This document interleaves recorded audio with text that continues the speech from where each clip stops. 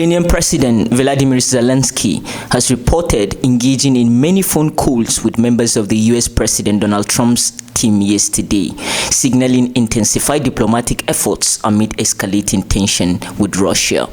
These discussions come on the heels of a significant Ukrainian drone offensive targeting Moscow and other Russian regions, resulting in casualties and substantial damage. The timing of these communications align with the upcoming high-level talks in Saudi Arabia between US and Ukraine officials aiming to address the stealth peace progress.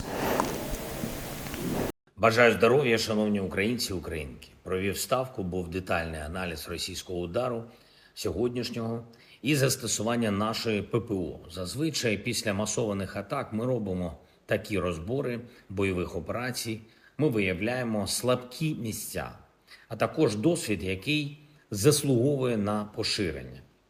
Сьогодні були всі необхідні доповіді щодо цього. Особлива увага ефективності застосування нашої протиповітряної оборони. Загалом росіяни використали більш ніж 260 засобів повітряного нападу у цьому ударі. Крилаті та балістичні ракети, ударні дрони. Нашим військовим вдалося відповісти на удар максимально професійно. Я хочу подякувати кожному підрозділу, всім задіяним службам, всім нашим воїнам. Як і завжди, удар відбивали комплексно. Зокрема, застосовували винищувальну авіацію F-16 та французькі «Міражі», які сьогодні проявили себе дуже добре. Еммануеле, дякую. Notably, US Secretary of State Marco Rubio has suggested that Ukraine may need to consider territorial concessions as part of a peace agreement.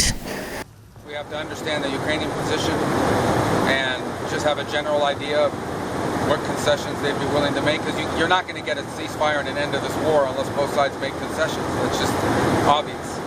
We'll need to see, without, maybe we won't go into great details, we're not going to be sitting in a room drawing lines on a map, but just get a general sense of what concessions are in the realm of the possible for them and what they would need in return.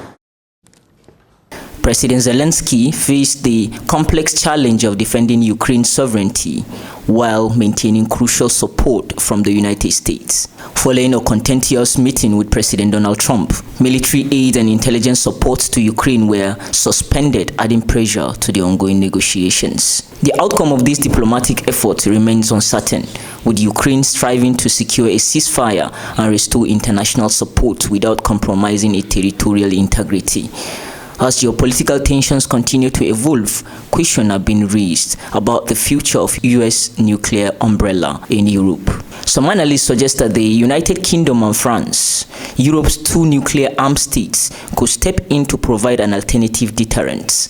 However, significant political, military, and strategic challenges complicate such a scenario. Then, what is the US nuclear umbrella? A nuclear umbrella is a security guarantee in which a nuclear-armed country pledges to defend an ally or group of allies with its nuclear weapon if they are threatened by a nuclear attack. It is a key component of NATO's collective defense strategy, offering extended deterrent to allies under Washington's security guarantee. Since the Cold War, this assurance has played a crucial role in deterring potential adversaries, particularly Russia. The presence of US tactical nuclear weapon in Europe, combined with its strategic nuclear capabilities, has reinforced stability among NATO members. This concept is a key element of extended deterrence, meaning that a country extends its nuclear protection beyond its own borders to deter potential adversaries. For example, the US nuclear umbrella protects NATO allies, as well as countries like Japan and South Korea, ensuring that they do not need to develop their own nuclear weapon for security. This agreement helps maintain strategic stability and prevents nuclear proliferation. In essence, a nuclear umbrella ensures allies that they will be defended, reducing the likelihood of conflict and maintaining balance in global power dynamics. Both the UK and France possesses independent nuclear arsenals. The UK operates the Trident missile system aboard its Vanguard-class submarine, maintaining a continuous at-sea deterrent, France, meanwhile, has a nuclear triad consisting of submarine-launched ballistic missile, SLBMs, and air-launched cruise missiles. Together, these arsenals provide significant deterrence, but are primarily designed for national defense rather than extended deterrent over multiple allies. NATO leaders have largely reiterated their alliance on the U.S. nuclear umbrella, with Secretary General Jens Stoltenberg emphasizing the continued importance of U.S. strategic assets in Europe. While the alliance values the UK and French deterrent, they are seen as complementary rather than replacement for US capabilities. While the UK and France possesses formidable nuclear capabilities, they are unlikely to fully replace the US nuclear umbrella in the foreseeable future.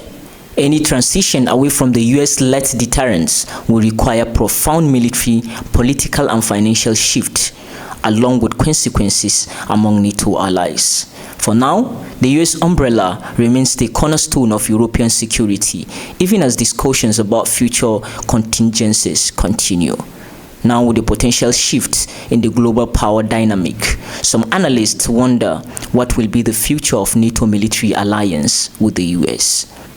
Now more than ever, Europe should re-strategize. It took European leaders just 3 weeks and a contentious Oval Office meeting to realize that its 75-year-old alliance with the United States was coming apart, or at least changing shape.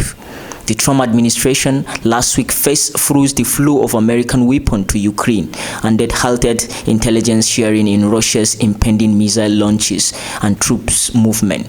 A theoretical vulnerability became a stark reality. The realization that the American-led global order was shifting began to dawn in Munich in mid-February when US Vice President J.D. Vance delivered a sharp critique of America's closest ally at a conference usually known for transatlantic unity. 2 weeks later, it was cemented in an Oval Office when Ukrainian President Volodymyr Zelensky, who had been met with standing ovations for 3 years, was accused by Vance and US President Donald Trump of warmongering and expelled from the White House. This launch left untouched. These were just 2 moments in a rapid series of diplomatic events that played out across the Atlantic, setting the stage for global repercussions. Amid a fury of meetings and strategic discussions, multiple European countries discussed forming a coalition of the willing to support Ukraine.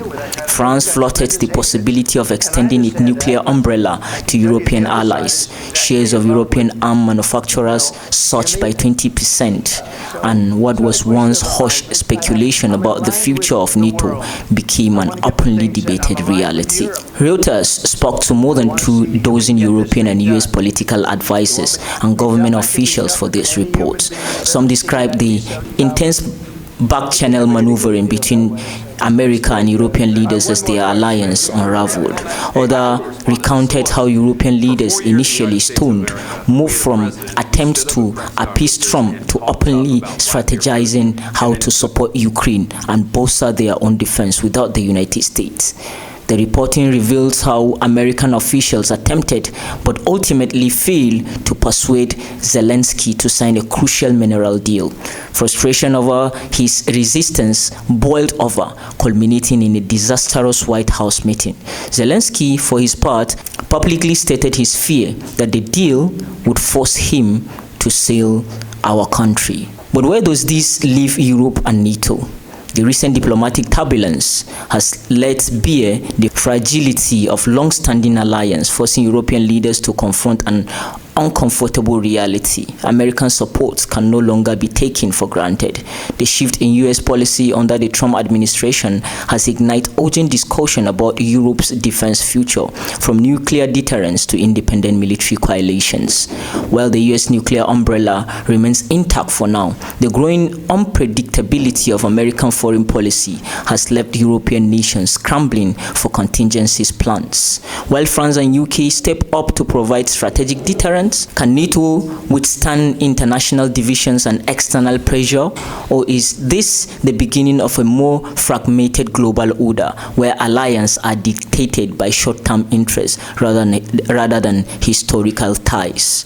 One thing is certain, the world is at an inflected point, and the decisions made in the coming months will shape the security landscape for years to come. Europe must now determine its path, whether to remain independent on the US or take bold steps toward greater military self-reliance. The future of transatlantic security hung in the balance.